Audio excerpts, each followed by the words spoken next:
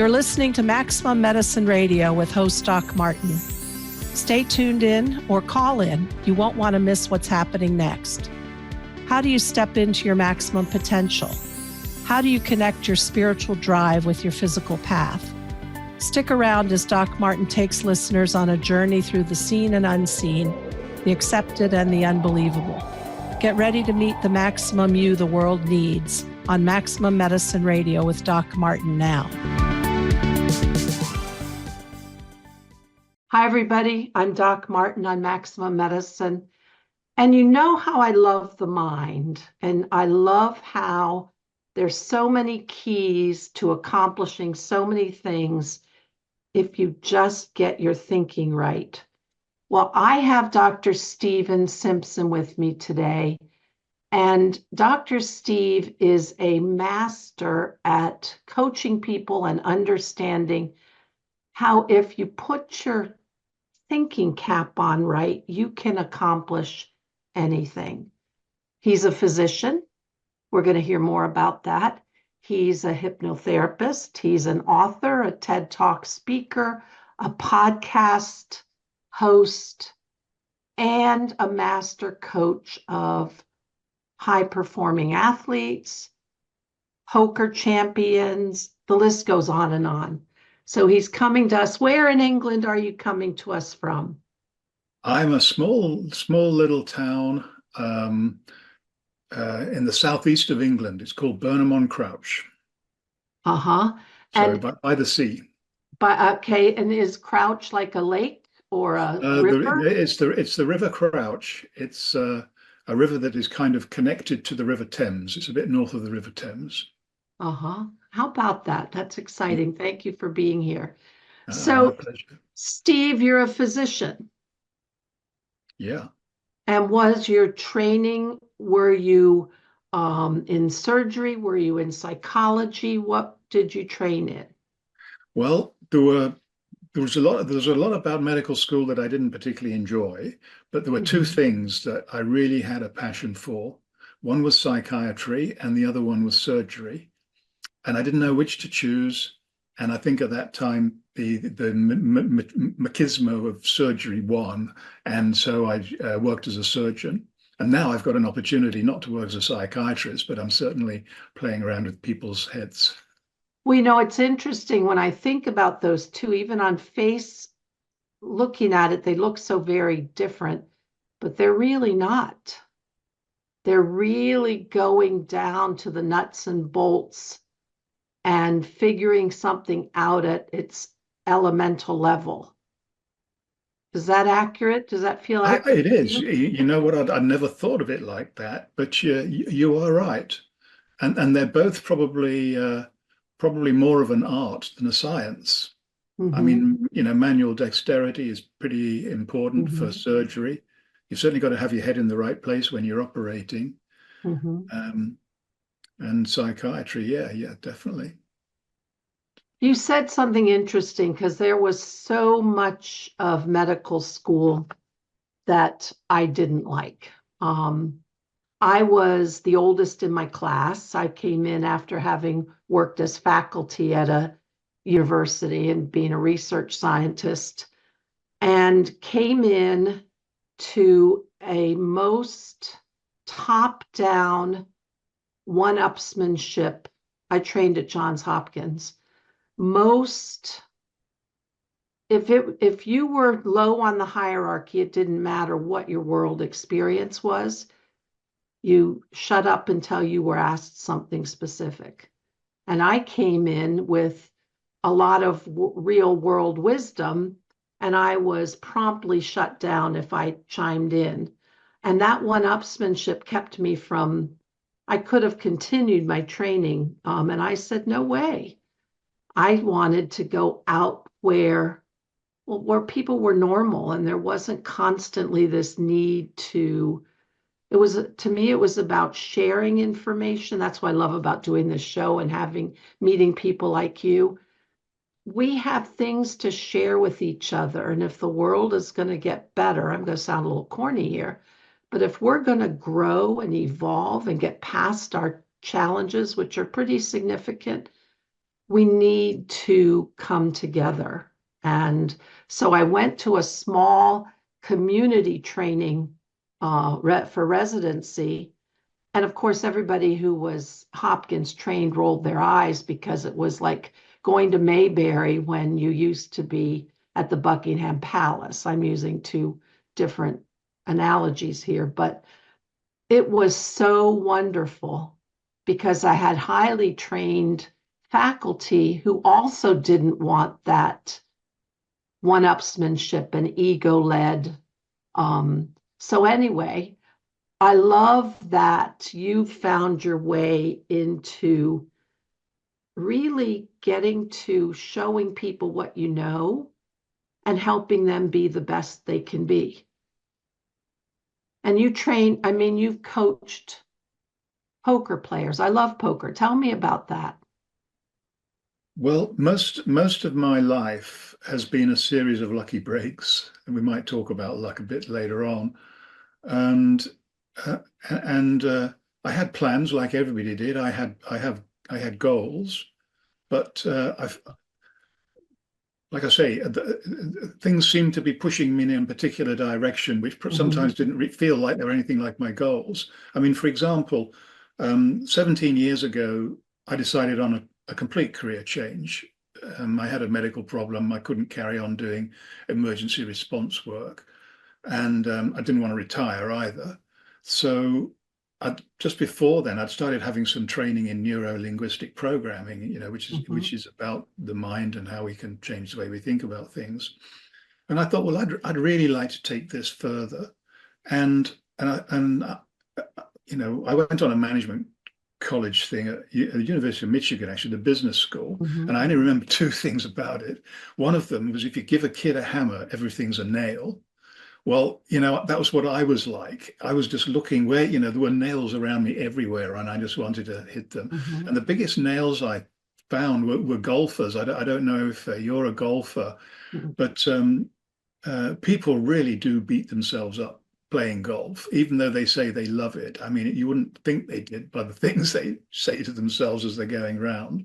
But they turn up in the rain every week and it goes on and on. And I thought, well, look, if I could use some of the things that I've learned and get them to think a bit differently and certainly how to talk differently to themselves, I'm sure I could make a difference. And I did right from the start. I mean, my first client, this is an incredible story. Um, she wanted to, improve her golf. But what happened in the first 3 months, she did improve her golf, a little bit, not hugely, but enough. She was very happy. But the incredible thing was she scored a hole in one. And then a couple of weeks later, she scored a second hole in one.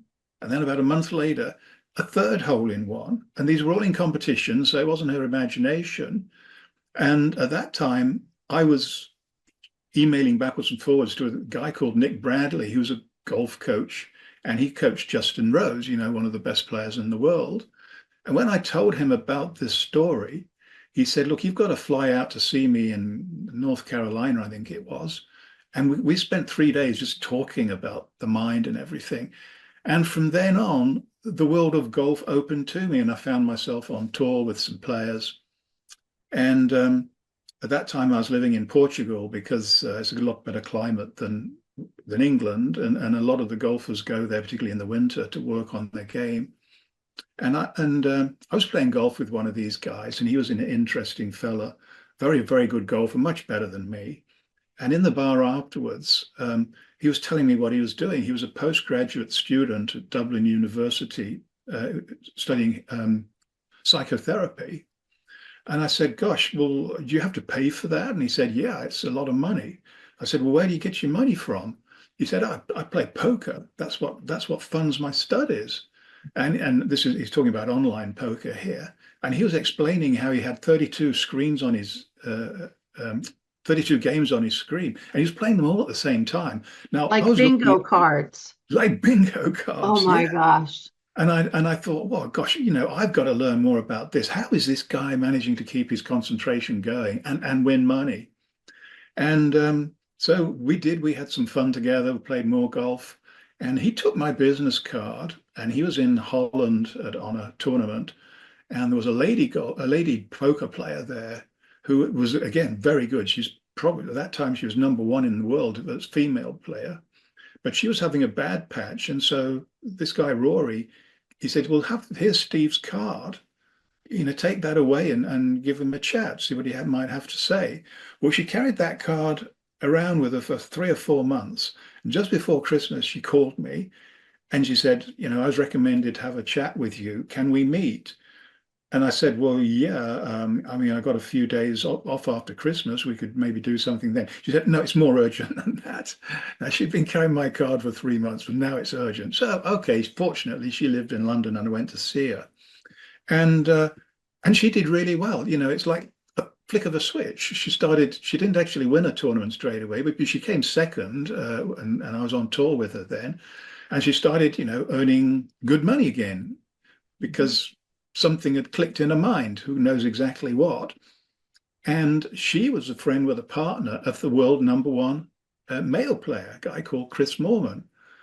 And Chris called me and he said he would like to work with me as well, even though he actually, to be honest, he had some reservations about this. I had to fly to Vancouver to see him for 3 days. And when I left, I said, well, I guess what he wanted from me, what he called his 300-pound gorilla.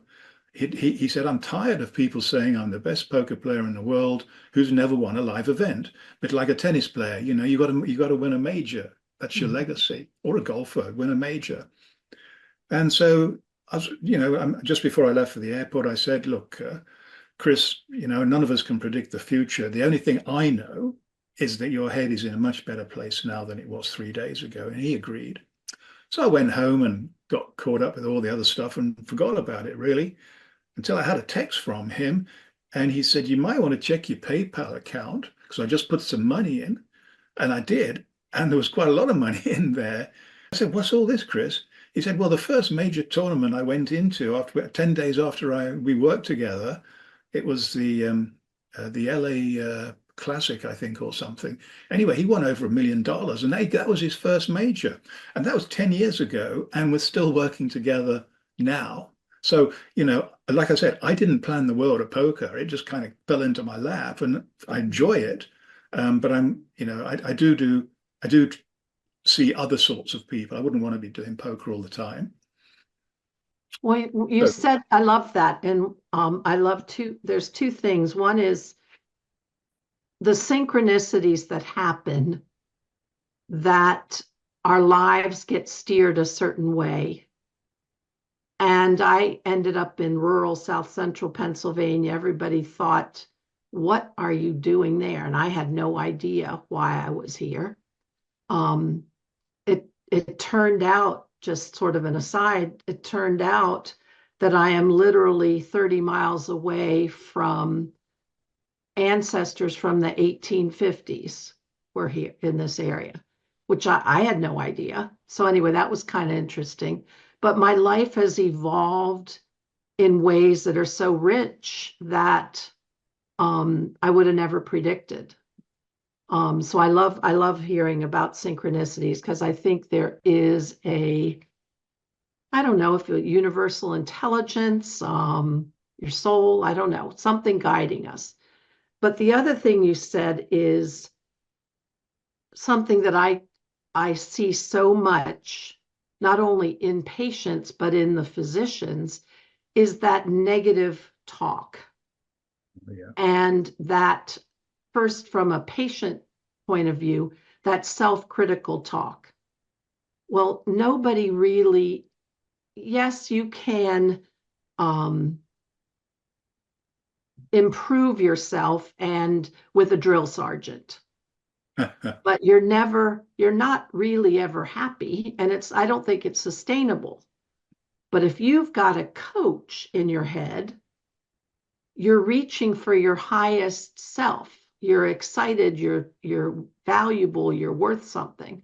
And the other part of that is to have your physicians talk to you, even in describing a health challenge, giving it the doom and gloom.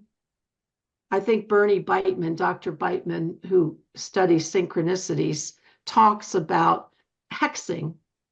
You don't really bring forth the best when you're doing put down kind of language. But it seems like that's maybe one of the places you were able to impact on your clients is not to do that bad me stuff. Is that accurate? It's 100% accurate, and I this applies to probably almost all the clients I work with. We get talking about confidence at some point, and this negative internal dialogue, it destroys a lot of things, but it destroys confidence. And I say, I want you to say this mantra inside your head several times a day, and the grammar's wrong, but who cares about grammar? Grammar's an artificial construct anyway. And it's something like this. I will never, ever say a bad thing about myself ever again. Ever. I know that sounds ridiculous, but Mm-mm. a lot of ridiculous things work in the mind. And if people do repeat that, then in 28 days, they will notice a change in themselves and the way they think. And the people around them will notice even more of a change. And this works pretty much every time.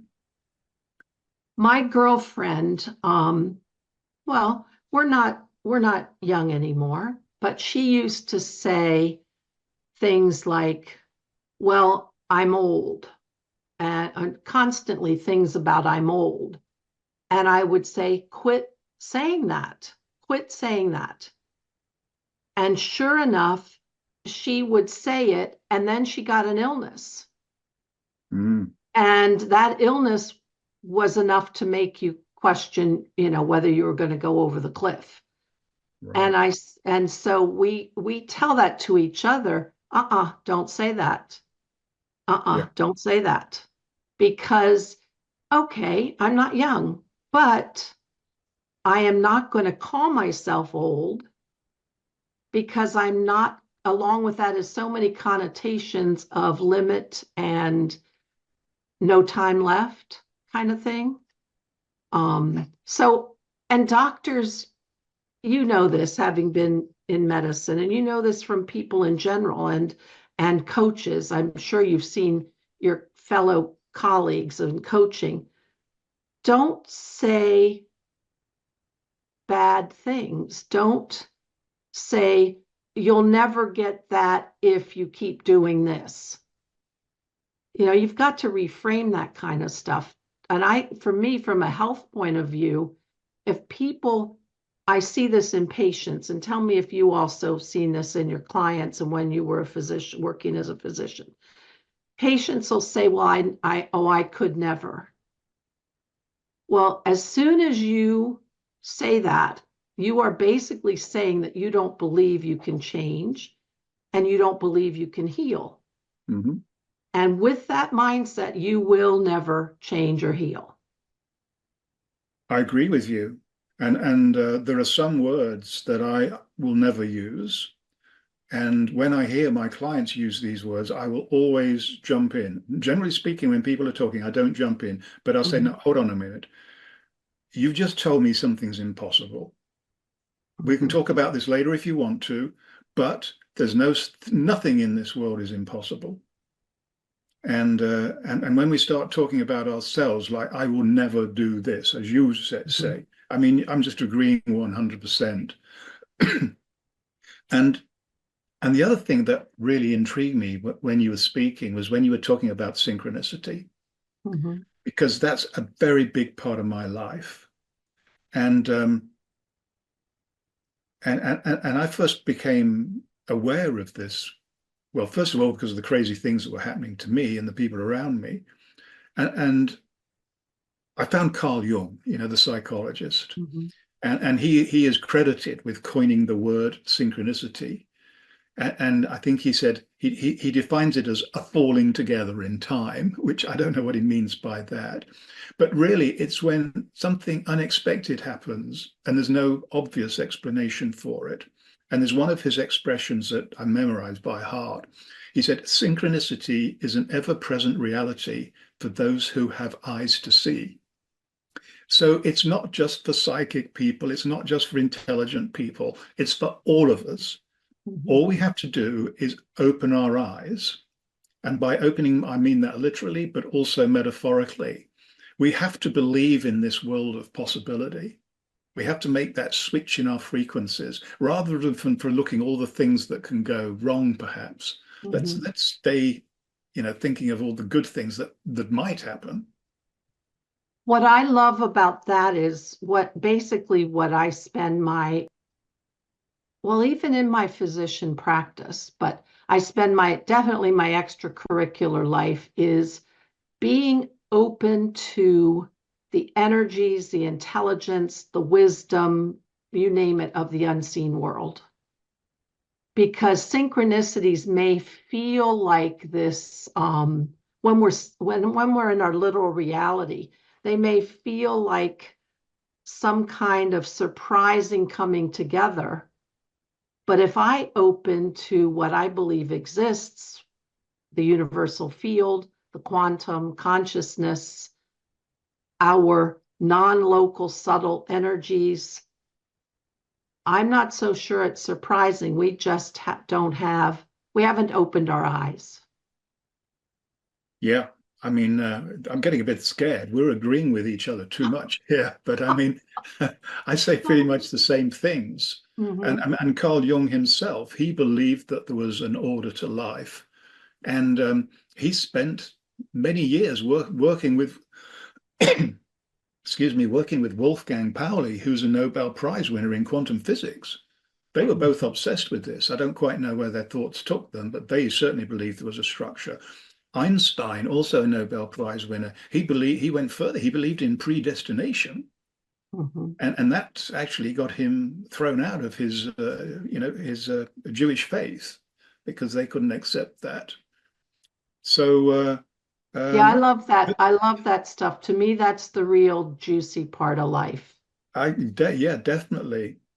And that's where you find meaning, where you find alliances, and in and let's take how you work and put it perhaps a little bit to a medical challenge.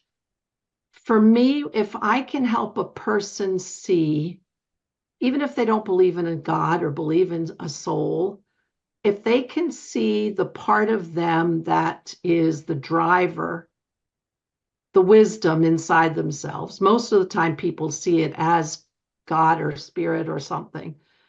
That alliance, that changes destinies. It does. And how do you help your clients tap into that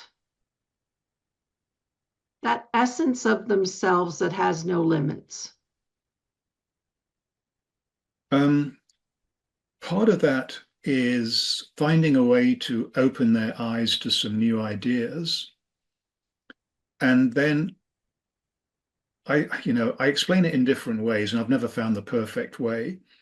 But basically, what I say, I'm not interested in what's going on in your conscious mind right now, the one that what you can see, what you can hear, feel, smell, and taste, because I'm more interested in the deeper parts of your mind, we can call the unconscious. Or sometimes I'll even say, I'm interested in your reptile brain, really going back in evolution, because that's where we can start to influence things. And that's where our thoughts all start from. I mean, they get polished up, fortunately, by the higher centers. So the more closely that any of us can connect to our unconscious mind, the more this wisdom is going to flow.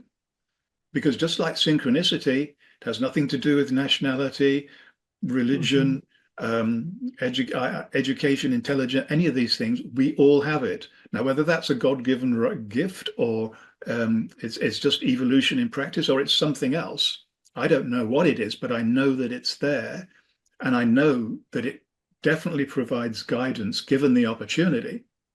But if our conscious mind is so busy beating ourselves up and analyzing things, to the nth degree, that wisdom will never have the opportunity to surface.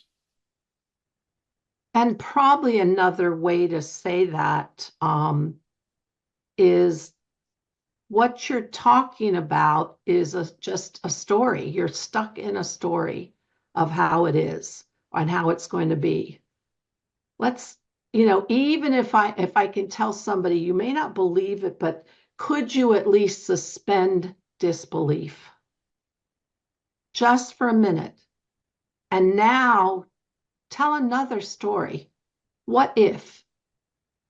And I say this to my patients. I don't usually have the time to do deeper counseling, but I say, who says? Who says that that's true? Yeah. Who made that rule? Stop, shake yourself up. Don't, you know, anyway. So one of the things, and I love that stuff because that tapping into that deeper primal power is it's just wonderful. You talk about mind, consciousness, and thought. Can you tell me your thinking about the differences and the value? Okay, I'm smiling because I had a feeling that this kind of question might come up, and Mhm. it's known as three principles. And the people that I've learned from the most in this field, and I'll explain about it in a moment, is George Pransky and Michael Neal. They're both Americans, and both of them I've done in-person training with Michael, and he said the biggest problem any of us have is when somebody asks us what are the three principles, because we suddenly lose the words and we start bumbling. And he said, because it's pretty much impossible to define in words. And it's a bit like, Zen Buddhism or Taoism. Once you put words to something, the value, the essence of the thought has evaporated. But having said that, I'm going to try now. Okay. I start with thought. Uh, the scientists say that we have 70,000 thoughts a day. I don't know how they count that up. It might be right, or it could be even more, because we got this unconscious mind, which it doesn't go to sleep. Loads of thoughts, are being generated, but they like feelings, really. They don't have words attached, and most of these thoughts never reach a higher level of consciousness. So thought is the first principle, consciousness is the second. Now, the metaphor that Michael Neal uses for consciousness, it's like, say, you're exploring a pyramid that nobody else has seen before, and you've found the way in, but there's no light at all. There's just absolute dark, and you're listening and you can't hear anything. You're looking, you can't see anything. You can certainly smell something. It's probably very musty, and you can probably feel something like, God, nobody's been here for 4,000 years. Wow. Fortunately, you remember to bring a torch with you, and it's got a narrow beam but very high intensity. And you start looking around with this torch, and you're awestruck. You can't believe what you're seeing. Now, you see, just 2 seconds before, you didn't know any of this was here, but the torch illuminates the conscious mind. And when the conscious when consciousness becomes activated, if consciousness is used in the right way, then that will lead to um, mind, or what some people call big mind. What I think you and I were talking about was wisdom, a connection to a higher intelligence, connection to God. Uh, and anybody who's had these feelings, they know that what they're connecting to is much more than them. It's much more powerful. It's a very comforting feeling. It's an awe-inspiring feeling.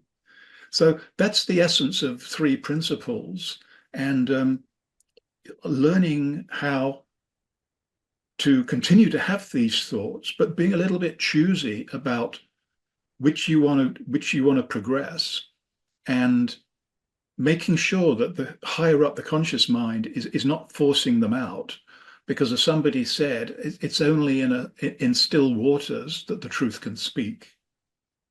And this is where techniques to get more access to the unconscious mind come in. And these are time tested.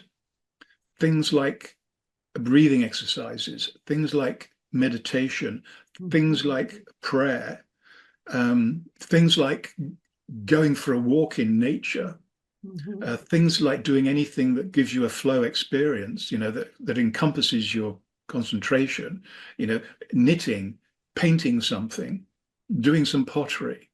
When you get absorbed, or kids are really good at this because they like playing sport and they get wrapped up in that. And you have to scream and shout at them to come home and get in the shower and get something to eat because they'd be playing all night if you'd let them. And but something goes wrong, once they reach a certain age, they kind of lose that.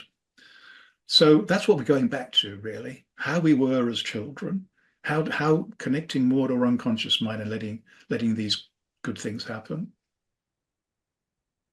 A lot of times, probably it's the demographics.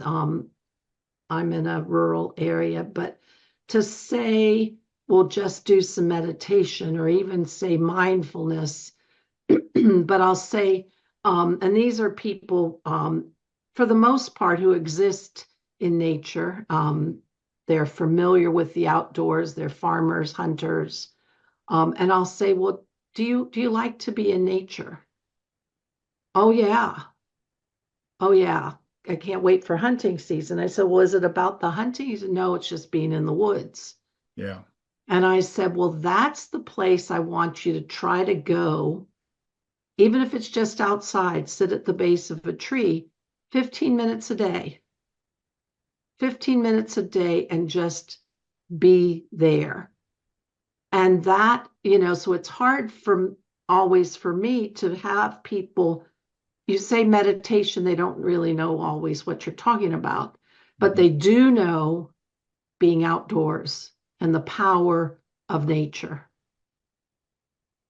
Yeah, absolutely. And that's a very good way of you putting across your message to the people that you serve and relate to.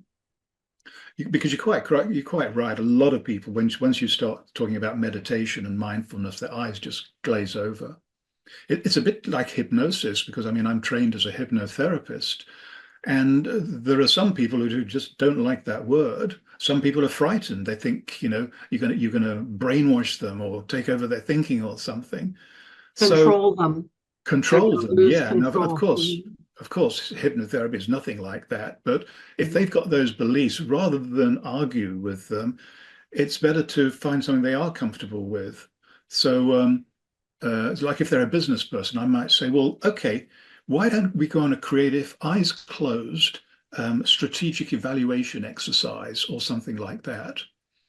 And they close their eyes, and I start talking in a slightly different way, and I use some stories, and I can see that I'm engaging with their unconscious mind, which is joining, the dots together of all the little gaps that I deliberately left, and I deliberately use ambiguous words and stuff like that. And if I said it, and then I say, okay, open your eyes now. Let's carry on our chat. How did you enjoy that? And they'll always say something like, it's very relaxing. And I definitely had some great ideas. And I maybe had a couple of new ideas. And I'd like to I don't want to talk too much about them now, but I've got a couple of things I'd like to experiment with when I get back to my office or try with my bounce off my colleagues. So, yeah, sometimes we have to go under the radar a bit, which I don't like doing. But on the other hand, um, I love, sometimes if people come to me because they want help with something, and I try and help them the best way I can. I, I always loved hypnotherapy, and I trained in that a couple of years ago. And there's something about just that relaxing and the words, and you said you choose ambiguous words, you're getting them out of their spinning thoughts and their analysis and their all that. And that's I remember I went to a naturopath once when I was younger, and he said things. I guess it was hypnosis at that time, but he said things that all of a sudden I found myself out of the, oh my gosh, what's he going to do? What's coming next? And just the most wonderful, peaceful, and centered. And that's the thing. It's from that space, the ideas that come forward and the new thoughts and the visioning and the creativity can really express, can't they? Yeah, absolutely. Mm-hmm. Let's talk a minute about luck. Mm, And one of the things you say is luck isn't random. yeah. Let's talk about that. Well, of course, we've already talked about it a little bit because one Mhm. of the synonyms for luck is synchronicity. Yes. Mm-hmm. So I could have used that word. I've written a book. I've written 7 books. One's called Get Lucky Now, where I talk about these things. And uh, I came up with if you write a book, you've got to have some kind of structure to it. So I chose something like explaining the 7 secrets of success. And working with successful people, I'm always interested in studying them, what makes them different. And 6 of those 7 secrets are pretty logical. And nobody's ever challenged me them on, by the way. I've been Mm-hmm. on multiple podcasts and TV and radio interviews and stuff. People have certainly asked me lots of questions, but they've never said, "Oh, this is a load of rubbish." Anyway, I Mm-hmm. mean, if I can remember some of them now, I mean, the first thing is that will help people to get luckier in their life would be to make sure they set themselves the right goals. Because if you've set yourself the wrong goals, you don't want to be lucky with those. And that's probably why they're not lucky, because they know inside that they're chasing something that just doesn't feel right for them. And very often, particularly in today's society, people try and choose our goals for us. Authority figures, parents, they all think they're helping us. And we can get sucked into that. We can, because we want to have the label, okay, if I'm a lawyer, I can be rich. Or if I'm an actor, I can be famous. Or if I'm a doctor, I will be respected and I will save people's lives. Well, of course, if you're a doctor, you will save some people's lives, but sadly, unfortunately, there are many people that you won't be able to. So anyway, but choosing the right goal, it's got to be a passion. When You I met, know, I want to share something with you because I fought this a long time. I've studied shamanism and energy medicine and other esoteric techniques for probably 20 years now. And I would go to these workshops, and usually around the room, people would be talking about, medical doctors, all the negativity about medical doctors and how they need something holistic and, went on and on. And many of my classmates were so good at meditating or connecting with the angels or connecting with fairies or the unseen world. And I thought, I am in this drudge of walking in the swamp as a physician, down in the nitty gritty every minute. I need to be like that. I need to get out of this. I need to go do this. I need to go. And it never happened. And I kept struggling. And then somewhere along the line, I think it was having a spiritual coach who kept pumping me up about the good I was doing and making me see the value of what I do as a physician and of being able to bring in more mystical and esoteric. And then finally, one day, a teacher had asked me several years prior, what is your path of service? I thought if anybody asked me to do one more thing, be of service, have one more burden, have one more responsibility. It was like the ox with the yoke pulling the heavy cart. I think I'll lose my marbles. Mhm. But finally, after I worked with this woman, Dr. Georgia, as a spiritual coach, to start to see everything that I did through a spiritual lens, through a human potential lens, then all of a sudden I see I'm exactly where I should be. And is it any wonder why divine providence, whatever, kept me there? That walking in the muck is the job I do. And shining some light in the dark corners is the job I do. And so that, when you talk about having these unreasonable goals, for me, going to be somebody different than working in the nitty gritty, it doesn't fit. It's not my essence. It's not how I'm supposed to, and I'll be a little corny here. It's not my spiritual mission and how I am to serve the world in this lifetime. But I railed against that because they looked so carefree and so oblivious in a good way to all the pain and everything. And I'm daily in rough times. But then I started to see the value and then seeing it as a choice, at least my unconscious made. I wasn't sure I consciously made it, and it works, and I'm good at it, and it makes a difference, and then it's okay. So I had to wake myself up there for sure. Yeah, well, and well done you, because most people, when they have this awakening, it often happens when something really bad has happened to them in life. That's what wakes them up. And I can actually speak, certainly plenty of the people I've worked with, they've had some dreadful mental or physical problem or both, and they'll say it was the worst few years of my life. I never thought I was going to get over it, but I did. Things happened. I changed the way I thought about things. And now, if I could turn the clock back, I wouldn't. Mhm, mhm, And 17 years ago, I had this problem, which I didn't think was anything very important.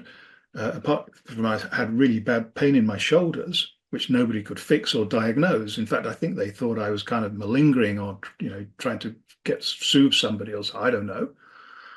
And finally, the doctor I was seeing said, well, look, we've tried everything else. Maybe it's time we had a scan. I mean, today now it would have been the first thing that was done, but at that time having a scan was a bit unusual.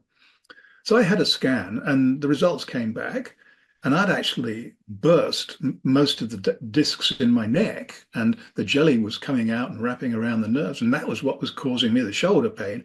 And I'm the doctor, and I should have diagnosed that myself, but I didn't. mhm, But the consequence of that was that I had a great job, which I loved doing. I was traveling all around the world. I was setting up hospitals and hiring staff and training staff and doing other things as well. And but if that job hadn't finished, I'm not sure I'd be around now, mhm, because it was. I say that it was good, but it was stressful. Always mhm, living with jet lag. I was living in the corporate world, and the dog eat dogs, all that kind of stuff. And I didn't know that there was a different kind of life. But anyway, when that job finished, as I said, I had to think of something to do. And by synchronicity, I just started doing some training in NLP. Now, I don't, NLP, it doesn't govern everything that I do, but I certainly saw a different side to thinking about things. And it took me back to being a medical student. Do I do psychiatry or do I do surgery? And I thought, I've found now what I really want to do. And I would describe it the same way you did. I found it stressful doing what I was doing, dealing with people, difficult people, and trying to bash down doors to get stuff done. And then I found, well, no, now the doors seem to open on their own. mhm. because I feel that I'm on my path. I have no plans on retiring. And if I did retire, I have not a clue what I'd do. And people around me think I'm crazy. Why don't you retire? Why don't you play golf every day? Why don't you cruise around the world? Because I No, don't I'm not think, I'm not retiring anytime soon. no. I'll Why go don't you? I'll go bonkos if I have no I need the connection, I need the mental stimulation, I love the diagnosis. Yeah, I can't do that yet. No. Never say never, but Never say never. Yeah. at this point, I ain't doing it. No. Well, good for you. Mhm. So, Steve, we have 10 minutes left. I Okay. would like to talk about your take on intuition. Right. And then I'm going to chime in when we got about 3 minutes left. But you have, I think it's a new book, The Psychoic Revolution. Yes. And so let's sort of talk about that and about intuition. Okay.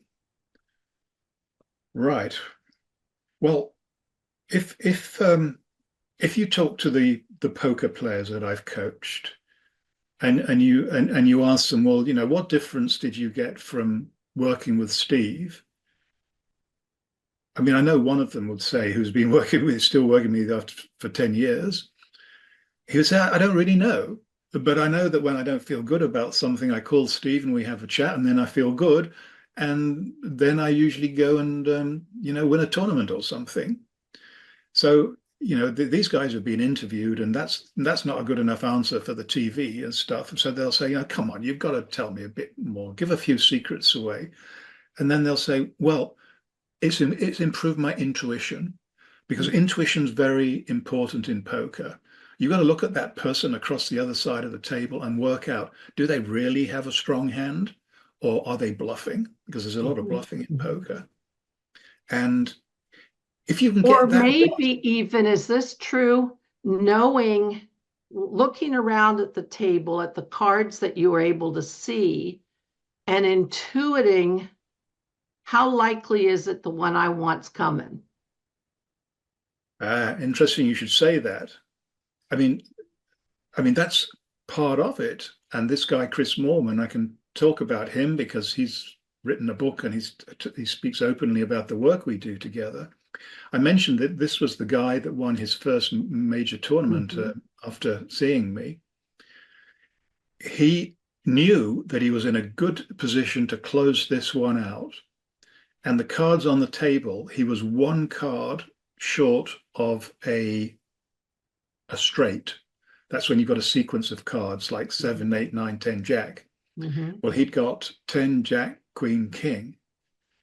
So he needed, you know, without drawing the ace or maybe a nine, that card that was not going to be a winning hand, and he was like pretty much all in. And he said that it took forever in his mind for this final card to be drawn. And I'll probably get this name wrong, but I think he was saying to himself, Barrel Finkelstein, because this Mr. Finkelstein, if I got his name right, he wrote a book called Ace on the River. And the last card that's drawn in the hand is the river card. And that's what Chris wanted. He wanted that ace on the river. And he said, as the dealer was starting to move the card, he knew that it was an ace. He hadn't seen it, he just knew. Mhm. 100% certainty. And all the pressure Mhm. lifted. And sure enough, it was. So there you are. Explain that if you can. Well, I'd be more likely to explain it using a little bit more woo-woo language because I talk about energy and um, sensing and linking yourself up to the flow of the universe. And when you have linked up with a certain trajectory, you can change reality, or reality unfolds exactly as you want it to. Now, Is that easy to do and commonly done? No. But I think in the things like quieting your jibber jabber mind and deepening in, you can feel the flow, adapt yourself accordingly. And I actually believe I have a guest coming on next month who wrote a book, The Physics of Miraculous Healing. And he's a deep meditator, studied in Yogananda's teachings. You can change what happens in front of you. And of course, Yeah. that's a whole show for another day. Yeah. But when I did my TEDx talk, it was a lot of it was about intuition. And I was making the argument that when human beings started to learn to talk to each other, it was actually a backward step in some ways, because before then, we were more intuitive. Right. We could look up at the sky and we could tell what the weather was like. We, knew when it was the right time to plant Mhm. crops, knew when it's the right time to go hunting, stuff like that. But once we learned it to talk, this one, gain one skill, you lose another. And so I was, explaining to this group, a lot of them were teachers, about quietening the conscious mind and then connect to the unconscious, because that's where intuition is. And there was a coffee break after my talk, and a teacher came up to me and he said, I really resonated with what you said about intuition. I said, well, good. Tell me why. And he said, well, I have to invigilate exams. I have to walk around while the kids are doing their tests, and everything is multiple choice now, and they have to pick the right answer. He said, and time again, I see a kid and he's holding a pencil in his or her hand, and they're hovering over the right answer, and then they change their mind and they go for the other answer. And afterwards, they tell the kid, and the kid says, well, why didn't you tell me? He said, I'm an invigilator. I can't tell you. But he said he sees this all the time. Mhm. And with my poker players, they will typically want to talk to me when they've had a bad hand. We can talk for an hour about one hand of poker. And just to get to the conclusion, I'll say to these people, what was your first thought? And the first thought would be, this guy's bluffing, and I can go all in. And then I said, what's your final thought? My final thought was that this guy's got at least king or ace, and I know he or she's got a stronger hand than me.